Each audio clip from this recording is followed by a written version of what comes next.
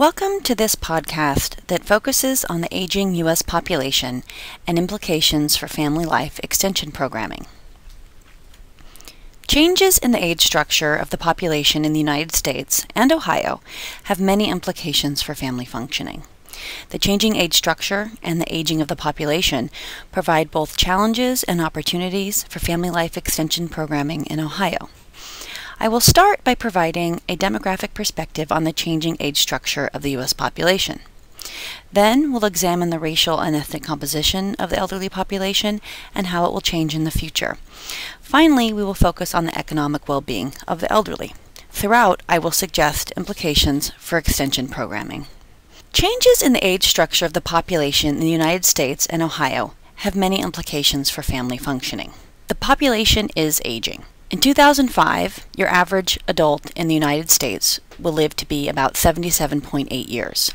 There's about a 5-year lifespan difference for males and females. Females are expected to have a lifespan of about 80.4 years and males of about 75.2 years. About 25% of the U.S. and Ohio population is 65 and older. This represents enormous growth since 1990 in the elderly population, and especially of the oldest old. Those are the people who are 85 and older. Population projections using census data, in addition, predict faster growth in the elderly population in the coming decades. We have two indicators that we're going to focus on today of the aging population. The first is the percent age 65 and older in the population and how this will change in the future. And second is another indicator called the dependency ratio, and we'll talk about both of these in detail. This figure presents data on trends in the percent of the U.S. population that is 65 and older from 1900 to the year 2050. This figure relies on data from the U.S. Census Bureau. The data from the years 2010 through 2050, those are the bars in red in the figure, rely on population projection data. As you can see in this figure, the elderly are becoming a larger percent of the population. For example, in 1990, there were about 12.6% of the population was 65 and older in the U.S. In 2020, it's expected to grow to 16.3%, and by 2050, about 20%, that's 1 in 5 people in the U.S., will be age 65 and older. As the elderly become a larger percent of the overall U.S. population, extension programming needs to adapt to meet the changing demand for programs focused on elderly issues. Next, we look at the dependency ratio. It's another indicator of the population age structure that is important to consider because as it increases, there is typically an increased cost for the non-dependent or productive segment of the population to provide services and programming for the dependent age groups. The dependency ratio is a ratio of the working and dependent age groups in a given year.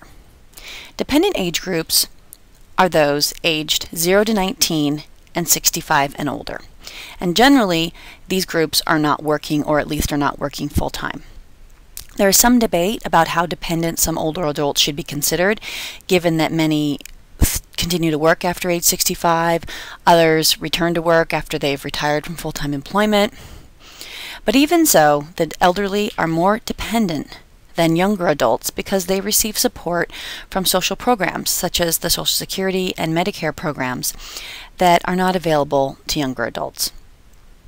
So, for example, a dependency ratio of 70.2 in 2000 means that for every 100 people aged 20 to 64, there were 70.2 people were in the dependent age groups, that is, age 0 to 19 or 65 and older. This is a nice figure that provides trends in the dependency ratio in the United States from 1980 to the year 2030.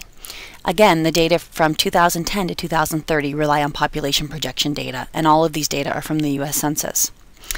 At each decade, the dependency ratio is provided overall, but also broken down by the relative contribution of the younger and older age groups. And there are several noticeable trends in the dependency ratio. First, the overall dependency ratio has steadily declined in recent decades. In 1980, the dependency ratio was 76.2, and it is expected to be 66.5 in the year 2010. After 2010, however, the dependency ratio is expected to rise steadily to a projected figure of 84.4 in the year 2030. These bars in this figure are also divided into the dark blue and the light blue portions. And these represent the percentage points that are of the dependency ratio that are attributed to the youth population and are attributed to the elderly population. So, for example, in 2000, the overall dependency ratio was 69.6. 48.5 of those percentage points was due to the youth population, and 21.1 of those percentage points was due to the elderly population in the United States. And you can see how this changes through the years in this figure. The second important point is that the relative contribution of the youth dependency ratio is declining over time, while the relative contribution of the elderly dependency ratio is on the rise. This next figure presents the same data as the previous figure, except all of these bars add up to 100%. And the light blue portion of the bar represents the percentage of that total that is due to the youth population, and the dark blue portion of the bar represents the percentage of the total that is due to the elderly population.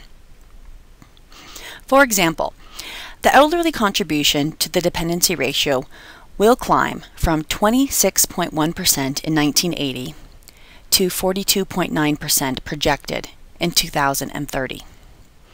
At the same time, the youth contribution to the dependency ratio will decline from 73.9% in 1980 to 57.1% projected in 2030. So the implication of the changes in the youth and elderly proportion of the dependency ratio is that we're going to have a larger portion of the dependent age groups that are older in our society.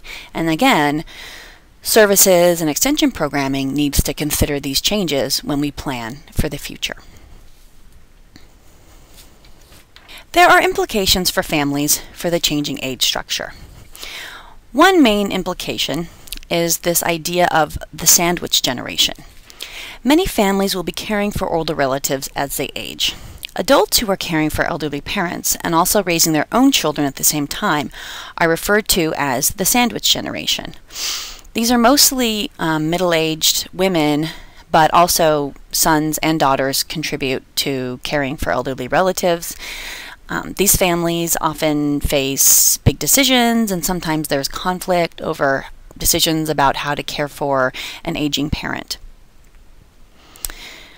Longer lifespans also provide more opportunities for grandparents and other elderly relatives to be important parts of family life, leading to greater intergenerational ties within families. The active lifespan has also increased, along with the overall lifespan. So older relatives are not just living longer, but they're also able to live longer free of health and disability in daily living, which provides opportunities for them to be more involved in family life. There are some implications for the elderly as well. Grandparenthood is now a really important part of the lifespan. There are certainly unique issues for grandparents interacting with grandchildren. Many grandparents care for their grandchildren on a regular basis, and a growing number are actually raising their grandchildren as the primary caregivers. There are certainly unique issues for grandparents raising grandchildren, and extension parenting programs aimed at grandparents can help those either caring for on a regular basis or actually raising grandchildren. These are certainly unique issues for grandparents raising grandchildren, and extension parenting programs aimed at grandparents can help those either caring for or actually raising their grandchildren. In addition, longer lifespans mean longer married life after children leave the home. Those who find themselves single in their elderly years, either due to divorce or widowhood, also find themselves dating. Remarriage and repartnering in later life are additional issues that face the elderly population. There are also implications for society. The most obvious one is the cost of Social Security and Medicare. We will talk more later about the importance of Social Security income for elderly poverty rates in the U.S., but just here we will point out that it's a big cost for society but an important program, and so our society is kind of struggling with how to meet the rising costs of Social Security and Medicare. In addition, larger elderly populations can be a very valuable resource for communities, especially the young old who are approximately age 65 to 74, who are more active and involved in volunteering in our community. One potential problem will be the competing needs of children and elderly populations for social and perhaps extension programming in society as the dependency ratio increases. Next, we're going to take a few minutes and look at the changing composition of the elderly population and focus on the growing racial and ethnic diversity of the population in general, but also the elderly population in the United States. The elderly population is becoming more diverse, but as we'll see, is not as diverse as the younger population in the United States. This figure, again, uses data from the U.S. Census in 2005 and projected data for the year 2050 and presents how the racial and ethnic diversity of the population age 65 and older compares to that of the population under age 65. There are some noticeable differences. For example, in 2005, 81% of the elderly population was non-Hispanic white in the U.S., compared to 64% of the population of the people under age 65 in the U.S. Between 2005 and 2050, the percent of the elderly population that is Hispanic is expected to grow from 6% to 16%, while the percent of the Hispanic population is expected to grow from 16% to 24% among those under age 65. So we see that the elderly population is experiencing the same trend in growing racial and ethnic diversity, but the levels are lower. They are a less diverse group compared to younger Americans. It is important to think about the diversity of the population served in extension programming. And here we see that although the elderly population is not as diverse as the younger age groups, diversity is growing and will be more important to consider in the coming years. Finally, we're taking a few minutes to think about the economic well-being of the elderly in our society. Economic well-being is a major concern for the elderly. There are important gender differences to consider, and also we need to consider the role of Social Security and other social programs in improving the economic well-being of the elderly. First, we think about gender differences. Elderly women have higher poverty rates than elderly men in the U.S. This is attributed in large part to men having higher earnings, they worked more in their lifetime, they have more built up and saved in their pension and retirement income accounts. Most elderly women nowadays have small, if any, pensions, although this will likely change in the future as women's labor force participation across the lifespan is increasing. In addition, the differences in Social Security income by gender in the U.S. compounds this difference in retirement income between elderly men and women. Women's Social Security benefits are about 76% that of men's, and this is due to their lower earnings and less time spent working across their lifespan. So these are just important issues to consider when thinking about the economic well-being of the elderly population. Again, I'm using 2005 census data. This is for the United States and also for Ohio. And I'm describing here in this figure how the percent of elderly living in poverty would be much higher in the U.S. and also in Ohio without Social Security income. For example, in 2005, 6.6% of Ohio's elderly aged 65 and older were poor in 2005.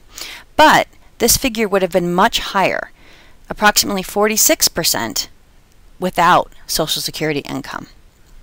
So even with great success and widespread support, the cost of Social Security and Medicare programs are rising, and as a society we will have to make decisions about how to manage these rising costs in the future.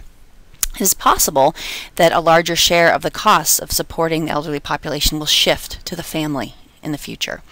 And family life extension programming can provide valuable educational resources about financial planning and decision making that can help families with these types of issues. That's all for this podcast on the changing age structure of the U.S. population and implications for extension programming. Please contact me if you have any questions, comments, or want to discuss this topic further. And thank you for your attention.